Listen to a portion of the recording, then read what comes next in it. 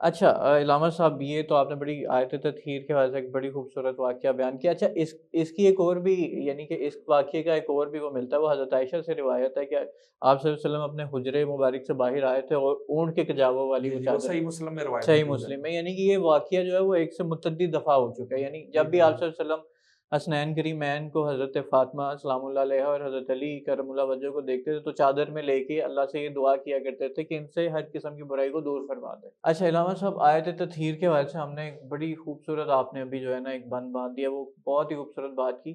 اب میں اس کے بعد ایک اور بہت اہم واقعہ ہے خاص کر یہ اہل بیت اطہار کے حوالے سے، جو کہ میں چاہتا ہوں کہ لوگ اس بارے میں بھی جانیں، اور وہ ہے آیت مباہلہ کا، کہ جب وہ نجران کے جو عیسائی آئے تو آپ صلی اللہ علیہ وسلم نے کن لوگوں کو اپنے ساتھ مدعو کیا اور کن لوگوں کو کہا کہ یہ میرے ساتھ جائیں گے اور ان کے ساتھ جو ہے وہ مباہلہ کریں گے، ذرا اس بارے میں بھی بتائیے گا۔ جی آصف بھائی، یہ ماشاءاللہ یہ بھی بڑا اچھا سوال ہے، اور اس میں بھی بے شمار لطائف اور معارف ہیں، اور اس میں ایسے ایسے میں کہتا ہوں کہ گوشے ہیں نا، خدا کی قسم، کہ آپ جب سنیں گے نا تو آپ کا سینہ ٹھنڈا ہو جائے گا۔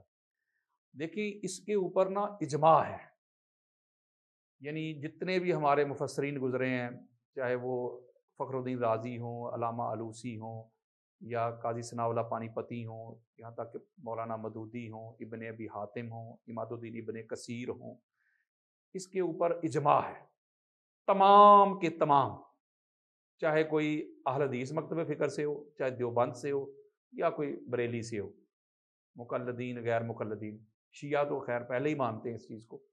تو اس کے اوپر اجماع ہے کہ یہ جو آیت مجیدہ ہے، ٹھیک ہے نا، ان کے جو مصداق ہیں وہ 5 نفوس ہیں، کیونکہ جب وہ نجران کے عیسائی آئے تھے تو اللہ نے کہا ہے ندعو ابناءنا و ابناءکم و نساءنا و نساءکم و انفسنا و انفسکم، اے حبیب مکرم، اے رسول محتشم، یہ جو مباہلہ کے لیے آئے ہیں آپ ان کو دعوت دیں، یار چھوڑو یہ مناظرے وغیرہ، دلائل ریفرنسز، ادھر آؤ، ہم اپنے بیٹوں کو بلاتے ہیں، تم اپنے بیٹوں کو بلاؤ۔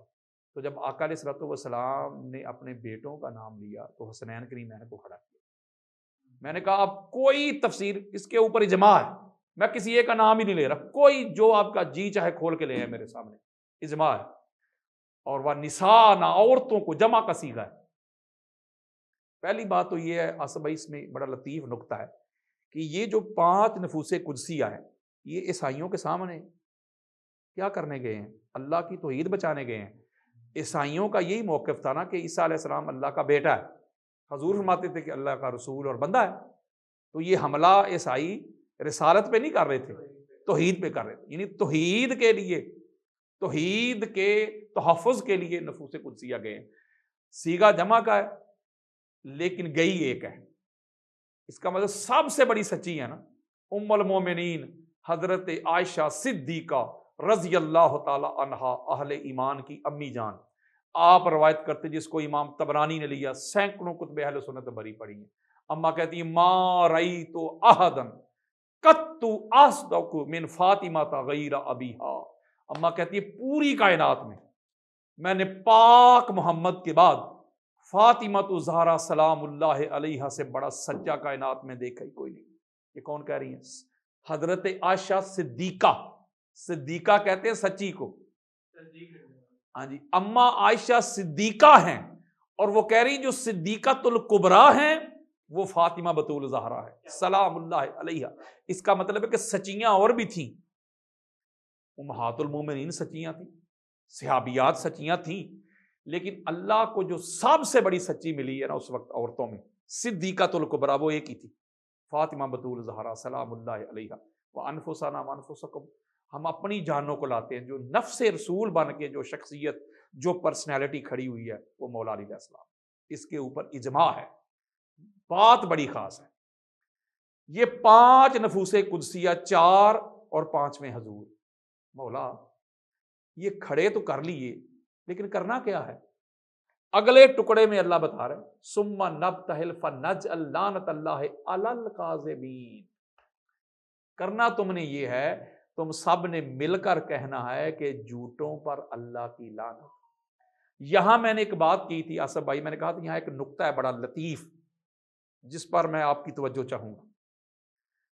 اللہ رب العزت نے یہ نہیں فرمایا کہ لعنت اللہ علی کاذبین، علی الکاذبین، یعنی کاذبین کے سٹارٹ میں شروع میں لگایا معرفہ الف اور لام۔ عربی کا ایک قاعدہ ہے، جس کو ناکرہ سے نکال کے معرفہ کرنا ہو اس کے سٹارٹ میں الف اور لام لگا دیتے ہیں۔ جیسے قرآن مجید کے سٹارٹ میں اللہ نے کہا ذالک کتاب لا ریب فیہ، یہ کہا ذالک کتاب نہیں، ذالک الکتاب، یعنی کتاب کے سٹارٹ میں الف اور لام کو لگایا۔ الکتاب یہ خاص کتاب، اگر ذالک کتاب کہتا ہے تو پھر ہر کتاب ہوتی شک سے پاک اور مبرہ، فرمایا ذالک الکتاب، یہ جو خاص کتاب ہے اس میں شک نہیں۔ القادری، قادری کے سٹارٹ میں الف اور لام لگ گیا، یہ خاص قادری۔ السید، یہ خاص سید۔ الخطیب، یہ خاص خطیب۔